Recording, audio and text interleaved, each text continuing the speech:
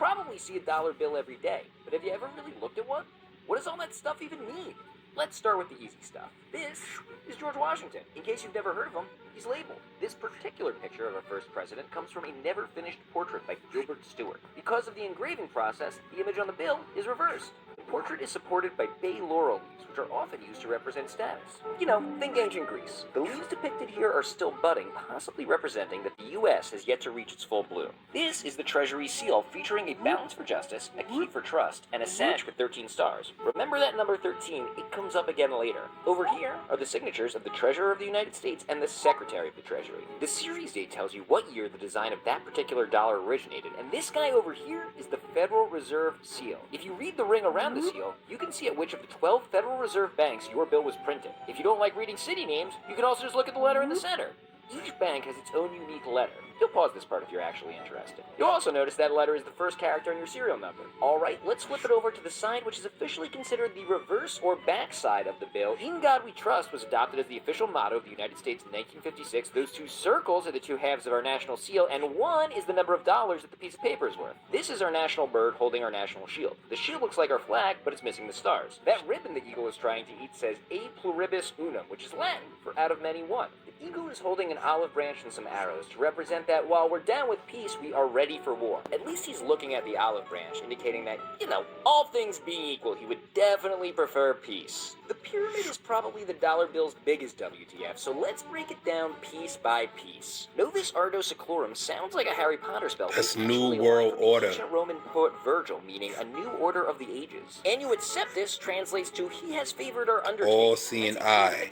That's the Illuminati eye. The pyramid represents strength and durability, and at the foot of the the eye pyramid represents are the Roman evil. numerals for 1776, the year of the Declaration of Independence. There are 13 levels of the pyramid representing the original 13 colonies. Those 13 colonies are represented all over the bill, including 13 arrows, 13 stars in the star thingy above the eagle's head, also known as the glory. We probably never paid no attention to the signs and the symbols that are on the dollar bill. For instance, both these And you just got that dollar in your wallet and paying it no attention. Let's do because I don't know how to look it up. The floating eye is the eye of providence, a symbol that has been used throughout history to represent God watching over us. No, some people, not the God of the Bible. I'll let you know that it's not the God of Jesus Christ. Or the Freemasons, and represents their influence in our government. But for this video, let's just stick to the facts. And the fact is, if you ask enough English majors, you can get an unfinished God pyramid on a barren landscape to represent anything. But then again, over here in the corner, there appears to be an owl, so what do I know? All this symbolism on one little piece of paper. Did you ever notice any of it? Defined as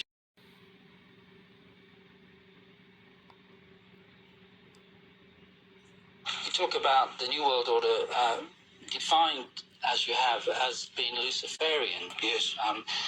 How do you know that? Well, my investigations led me to look at the back of the American dollar, and I found these strange seals on the dollar here. When we go to the States speaking on these subjects, I say to the Americans, have you seen these seals before? They say, no. I say, but they've been on your dollar since 1933. How come you've never seen them? They're Illuminati Seals, which was a secret society set up in 1776 by a man called Adam Weishaupt, according to the Encyclopedia Britannica. Now, Weishaupt was an ex-Jesuit priest who had an aim. It was to put Lucifer on the throne of the world. And on the back of the dollar here, you see the seal on the left-hand side, and there's an eye in the triangle, which many Americans presume to be the eye of God, but it's not. It's the eye of Horus in Egyptian mythology, now called the eye of Lucifer or Satan. Now, we can establish that fact because the God that we serve does not have one eye. Of course, he's not a cyclops. It says the eyes, plural, of the Lord run to and fro throughout the earth. Anybody who is familiar with witchcraft will know that that eye, when you open it a little bit, is the eye of psychic knowledge. When you open it completely and it is illumined, as this one is, it is the eye of Lucifer himself, who is the god of Freemasonry, the god of witchcraft, and the god of the occult or esoteric practice. Then you have the 13 layers of stone on the pyramid, and people should be asking the question, what is an Egyptian pyramid doing on the back of an American dollar? What link-up is there between America and Egypt? The answer is none at all, except in the field of the occult. And I discovered that the 13 layers of stone there stand for the 13 layers in Freemasonry, which is very much involved in this plan to set up the Novus Ordo Seclorum, which is a one world government. Then you have at the bottom 1776. The date was May the 1st, when the Illuminati was inaugurated in Bavaria, not July the 4th, the Declaration of Independence, as many Americans presume. The two words at the top, Annual Chapters, stand for announcing the birth of, and down the bottom, Novus Ordo Seclorum. The word novus in Latin stands for new.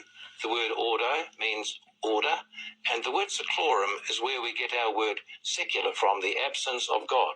And thus we see that eye cannot be the eye of God, for why would he be setting a new system, complete world government, with the absence of himself as being in power? And thus we see we're dealing with a Luciferian plan. On the other side, we have the so-called American eagle, which we discover is not an eagle at all. According to the witchcraft people, that is a phoenix. And the phoenix, as we all know, was a mystical bird that rose out of the ashes of the Tower of Babel. Man's first attempt, Tower of Babel. God smashed it, failed. Second attempt, New World Order.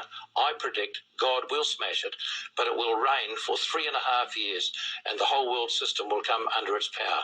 It's starting right now. Peace and love, peace and love, peace and love to all that's watching this channel, yo. My name is Rha'mel McQueen, and this is You Got Mel.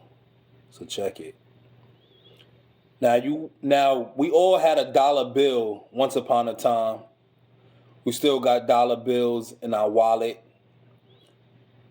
This was the first dollar that was ever made, right? But there's so much secrets to this dollar bill. Like this one right here says, with the pyramid. And you see it says annuit concept, which means to give birth to, right? And then you see the all-seeing eye. That's not of God. Let me bring this closer so you can see what I'm talking about. See, annuit concept, which means to give birth. Like conception, concept, to give birth. And then you look even closer.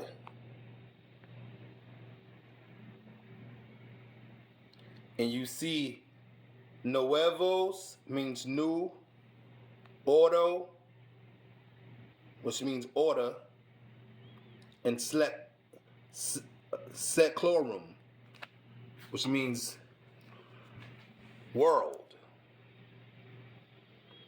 So that means give birth, new world, seclorum, or new order world. If you take the seclorum and you put it in front of the order, and you put the order in front of the seclorum, you got nueves, seclorum, order, which means new world order. Then if you look closer, the Great Seal, which also can be the Great Reset. Fact. That eye is the all-seeing eye of Lucifer. That's why it has like the sun around it. And remember, Lucifer was the son of the morning.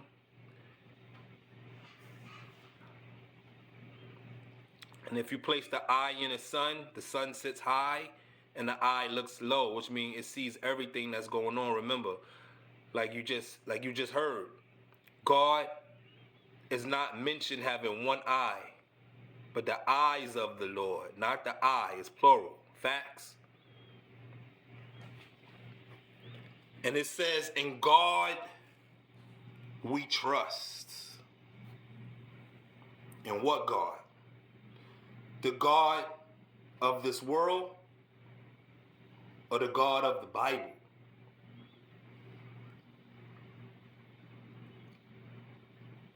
And like he just said, the eagle was that's not an eagle, that's a representation of the phoenix bird.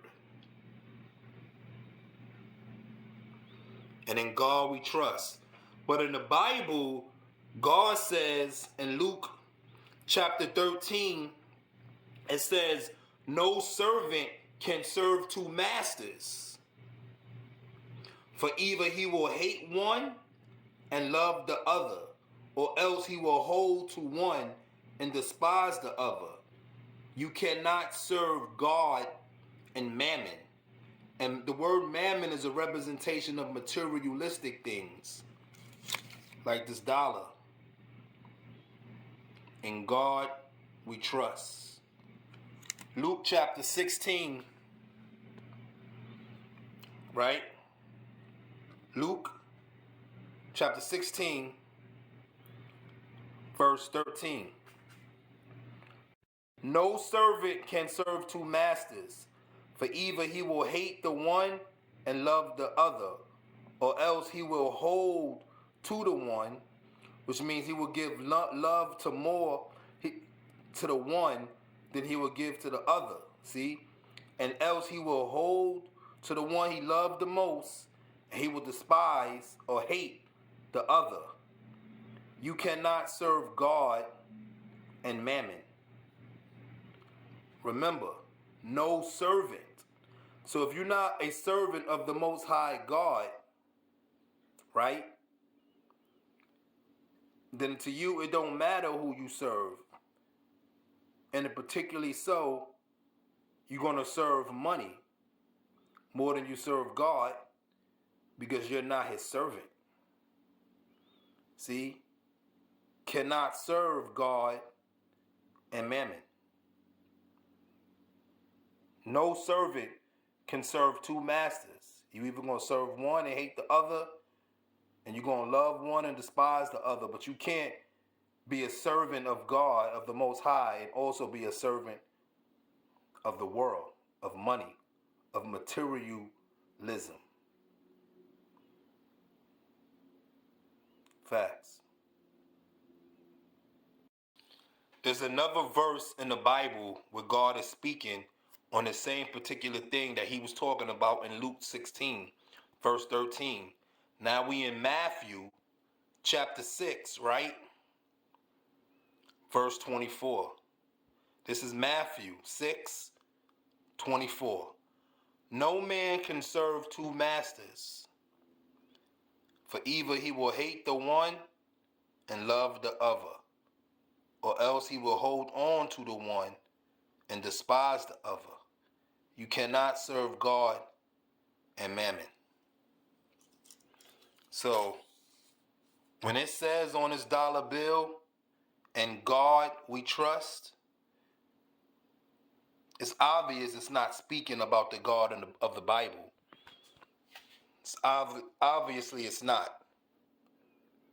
It's not speaking about the God of the Bible, because if it was, then the God would not say that you can't serve God and you can't serve money or mammon. You have to pick one. But the dollar bill says, "In God we trust." And the God you trust is Lucifer, the son of the morning, whose one eye is on this dollar bill, who's going to be the one to give birth to what?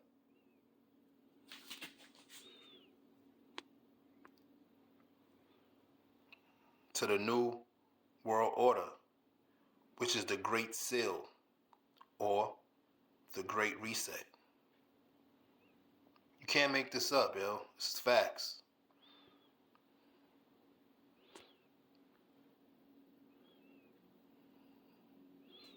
And what God do you trust? The God of the dollar bill?